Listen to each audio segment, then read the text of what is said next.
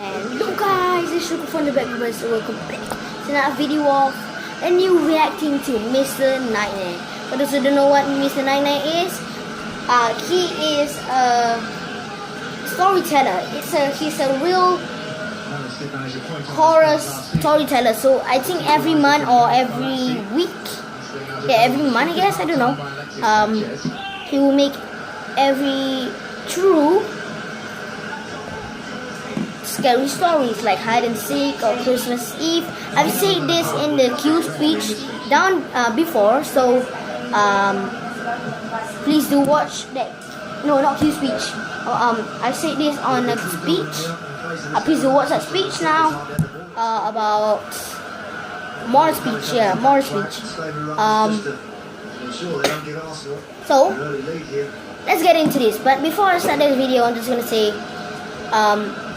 I'm really sorry to put this video very late. I know it's New Year already, but I'm just gonna put Mr. Nightmare, Too Disturbing True Christmas Eve Horror Stories.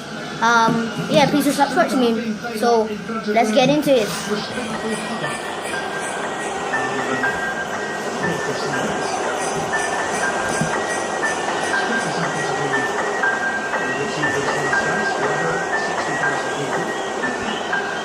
I'm already getting scared by Krampus.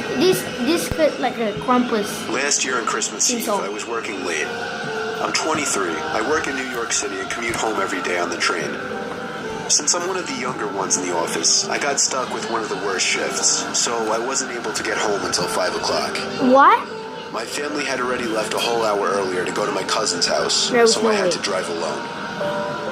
After having a quick snack before the half-hour drive, I got back in my car and put my cousin's address into my phone. Halfway through the drive, it started snowing. I got to my cousin's house around 6 o'clock. It was snowing heavily by this point, and I just made it in time to catch everyone starting dinner.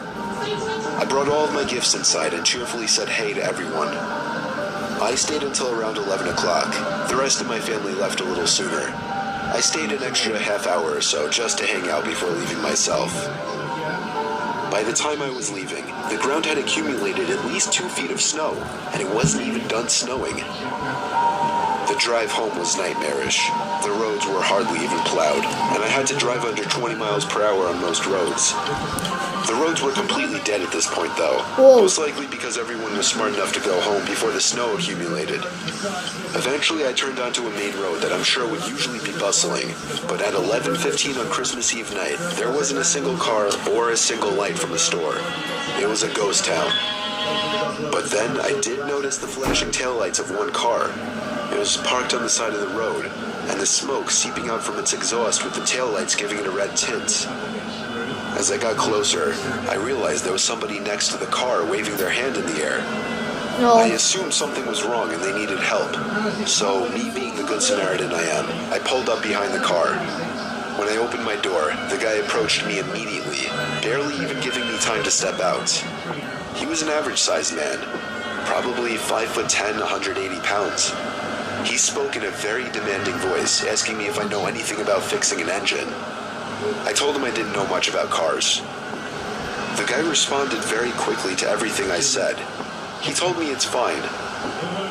He went inside of his car for a second, popped open his trunk, came back out, and told me to just wait by the trunk for a second. I had no idea what he wanted me to do. I was really confused. He walked over to the front of his car, and I heard him open the hood. I couldn't see anything he was doing since the trunk was blocking my view, and the loud wind of the snowstorm overpowered any small noises he might have been making.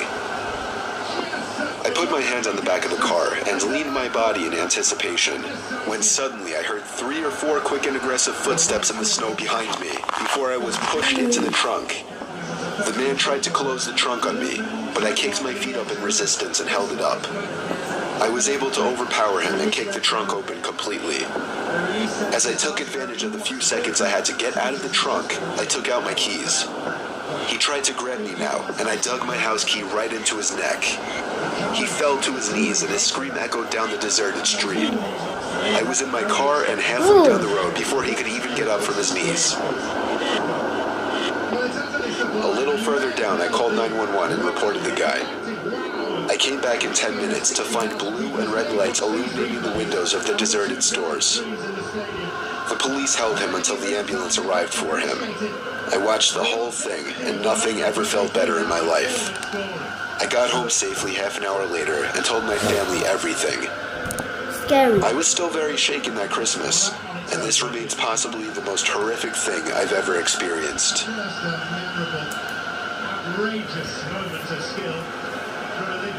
Woo! That one is a scary one. So they attack him. It was Christmas Eve, 2009. I was 18 years old, working at CVS. Unfortunately, I got stuck with a closing shift on Christmas Eve, meaning I'd be the only one there until midnight. I was considering quitting over it, but my parents weren't for that. The CVS was 5 miles from my house on a rather quiet corner on a dead-end street. During the day, it would normally be busy, at least busy enough to stay in business, but past 8 o'clock it would be uncommon to see any customers. On Christmas Eve night, I didn't expect to see a single soul past 8 o'clock. My shift started at 4, and it was surprisingly busy for the first few hours. As I expected, past 8 o'clock it really started to die down. The pharmacy closed at 10 tonight for Christmas Eve. Unfortunately, that meant I'd be alone at the register up front for 2 hours. Plus, I had a crush on the girl who was working the pharmacy, and we were talking most of the time the store was empty, so I was upset she was leaving. A whole hour went by, and I only rang up one customer. Come 11 o'clock, I was already getting excited for my shift to end. I'd been the only one in the entire building besides one customer for the past hour, and I was losing my mind. Suddenly, there was a very slight tap on the window. It didn't sound intentional, though. It sounded more so like somebody's zipper accidentally scraped against the glass. I turned to look out the window and saw a man out there. Whoa. Heavy coat on, hood over his head, baggy jeans, and black boots. He was staring right at me. A few seconds after he realized that I noticed him, he walked over to the entrance and entered the store. He stared at me as he walked past and down one of the aisles before disappearing behind the shelves. Then, 5 minutes later, the tapping noise began.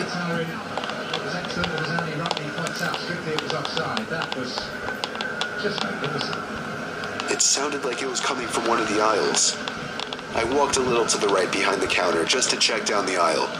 Nobody was there, though. The tapping was so consistent and deliberate, I knew it was the man making the noise. But where was it coming from? I didn't know, but I had a sudden urge to go to the bathroom. Only problem, I wasn't supposed to go to the bathroom when there was a customer in the store and I was alone with them. 10 minutes or so passed and I didn't see the customer, but I would occasionally hear the weird tapping noise coming from one of the aisles. It got to the point that I couldn't take it anymore. I stepped out from behind the counter and called out, excuse me? I started walking around the aisles, looking for this man that walked in. He was nowhere to be seen, but every aisle I entered, I would hear noises coming from the next aisle over. I walked down the candy aisle and heard some of the sleigh bells jingling on the other side of the shelf, like someone was intentionally shaking them. I tried to peek through the tiny holes in the shelves to see if I could see him. I saw something completely unexpected and horrifying instead. I saw a pair of eyes staring back at me through the tiny holes in the shelf. The eyes moved away, and then the tall man entered the aisle I was in. He was making these weird noises like a child or someone who had just escaped a mental asylum. He started laughing and doing this weird tiptoe kind of hopping over to me. It sounds funny, but it was a straight-up disturbing scene, and he was approaching so fast that I actually began to fear for my life. I started walking away from him, and he followed me everywhere in his weird hopping. I was back at the front of the store, ready to call my manager or the cops. Then I looked back at him and saw that he was frozen at the end of the first aisle, maybe 20 feet away from me. His goofy, eerily happy face turned to an aggressive, angry-looking stare of malice. I was officially done with this and walked out the front door, and to my horror, the man started charging at me. No more goofy hopping around, he was sprinting at me. I ran outside the store, too afraid to go to my car, because I feared he'd get me before I could lock the door. I ran around back and entered through the back door, which was still unlocked. I didn't know if he was still on my tail or not. I locked the door and hurried to the front of the store, where I locked the front door too. That was when I picked up the phone on the counter and called my manager, who was luckily still awake. I told him I had to leave immediately because somebody crazy was following me. Then I thought I heard something over my conversation. It was coming from inside the store. I put the phone down and realized it was the tapping again, coming from one of the aisles. No. I was out of that store and in my car within 20 seconds. Ooh. I never came back. I called my manager when I got back home, and he called the cops. Surprisingly, nothing was stolen, or so I heard from a friend. My manager obviously wasn't too fond of me for leaving his store like that, so I never spoke to him again.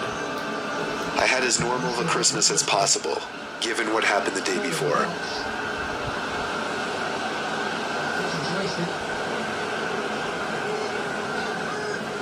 You know what, guys? This was an early thanks for 2 million subs.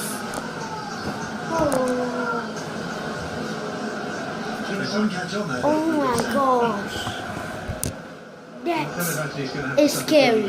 I just want to say a quick disclaimer. Kids out there, if you want to celebrate Christmas, this is a really important disclaimer. Please celebrate with caution, or else this stuff happens. Oh my eye. Oh no. Oh, I'm having nightmares today. Tonight. Whoa, no. Oh, you know what, guys, I'm just gonna end this video here. If you guys like this video, then please do give a like. I'm going to put the links down below if you want to see that video again. If you want to see that video in person, then I'll put the links down below of that video. And probably subscribe to Mr. Nightmare's channel. And for those who are new to my channel and first time watch my videos and see video, I just want to say hi, my name is Shuki. From the Back Brothers team, thank you for watching this video. If you are, please do subscribe to my channel and join the Back Brothers team like you guys always do. What the hell am I doing? Guys, thank you for your great support. So see you later, alligator. We'll see you next time. Bye. Ho ho ho. Merry Christmas.